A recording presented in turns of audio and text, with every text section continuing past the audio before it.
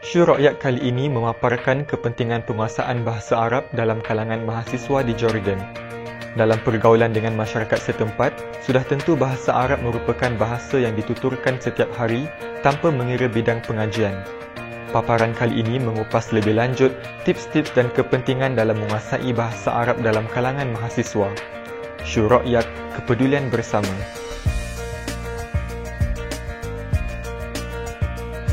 Yang pertama sekali, apa yang saya nampak, faham Al-Quran itu sendiri. Sebabnya yang kita tahu, Al-Quran itu sendiri memang diturunkan dalam bahasa Arab. Ini khusus kepada mereka yang ambil bidang syariah.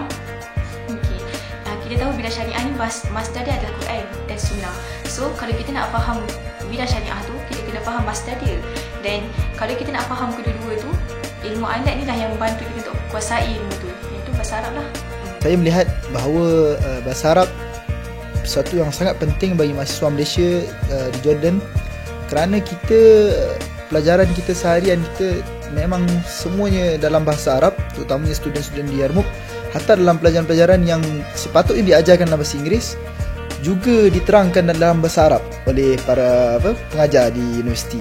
من أهمية دراسة اللغة العربية نستطيع أن نفهم القرآن والسنة النبوية فهما جيدا ودقيقا.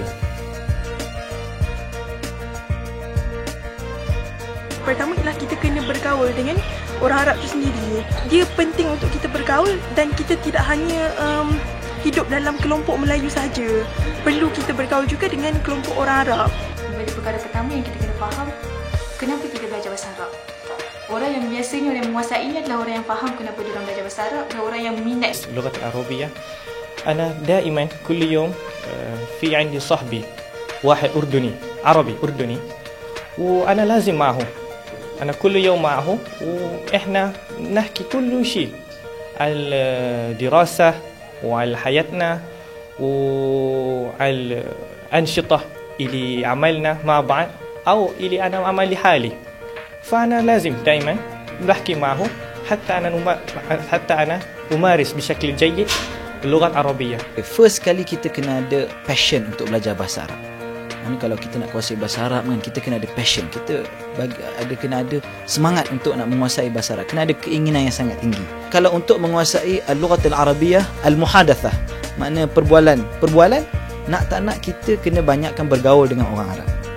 That is the best way. Dan yang ketiga yang saya rasa yang terakhir penting adalah kita get used menggunakan, maaflah campur bahasa sikit, kita menggunakan suasana kita, get used of our environment.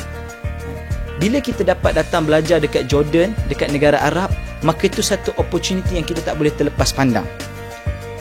Kita boleh belajar dengan lebih efektif sebab kita berada dekat dalam negara Arab. Peluang ni tak dapat dengan orang yang belajar dekat tempat-tempat lain selain daripada negara-negara Arab. Saya teringat apa yang saya lakukan di masa awal tahun 1 pengajian dulu. Saya suka untuk duduk di surau kuliah syariah. Kalau ada ruang waktu antara satu kelas ke satu kelas lain, saya suka duduk di surau tu dan dengar bahasa Arab yang diamalkan atau percakapan orang Arab sendiri sesama mereka di dalam surau. Jangan banyak duduk di rumah, kita cuba duduk bergaul dengan orang Arab untuk dapatkan bahasa Arab.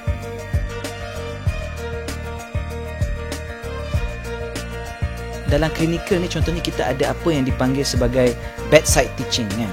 Contohnya doktor diri kat sini, lepas tu dia akan mengajar kita, pesakit ada dekat sebelah dan student-student akan ada sekeliling tu kan. Dan dia akan mengajar, dan doktor kan sini kadang-kadang menggunakan bahasa Arab. Jadi penting, pertama kita nak interact dengan doktor dan kedua kita nak interact dengan pesakit kan. Ini bagi saya lebih penting untuk kita interact dengan pesakit sebab klinikal ni dia sebenarnya ruang untuk kita belajar berinteraksi dengan pesakit kan. Sebab benda yang kadang-kadang kita tak dapat dalam buku kan? Kita tak dapat dalam buku, sebab tu kita ada klinikal.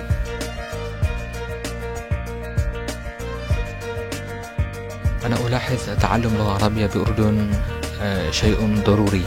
لما نعيش في دولة عربية أو نقول بيئة عربية أصلية يجب علينا أن نحتك أو نتفاعل مع المجتمع العربي حتى نكتسب اللغة بسرعة. دراسة اللغة العربية في هذه الدولة العربية يجب أن تكون في ممارسة مستمرة. Sebagai penutup, pihak ISMA Jordan mengucapkan tahniah buat pimpinan Permai sesi 2013-2014. Moga taklifan yang ditaklifkan oleh Allah SWT ini dapat dipikul dengan sebaiknya sekaligus mendapat rahmat dan keredaan Allah SWT.